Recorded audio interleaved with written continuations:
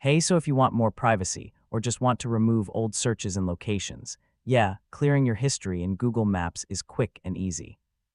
In this guide, I'll show you how to clear Google Maps history step by step in 2026. First, open Google Maps on your phone or computer and sign into your Google account. Tap your profile picture in the top corner. From the menu, open Settings. Find and select Maps History to view your recent activity. You can remove single searches or visited places one by one. Use the delete options to remove history from today, a custom range, or all time. Google Maps also lets you automatically delete history after a selected time period. If location tracking is enabled, you can also manage or delete your timeline history. Confirm the action and wait for Google Maps to remove the selected history.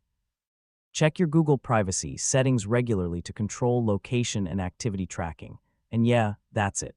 That's how you clear Google Maps history and manage your privacy in 2026.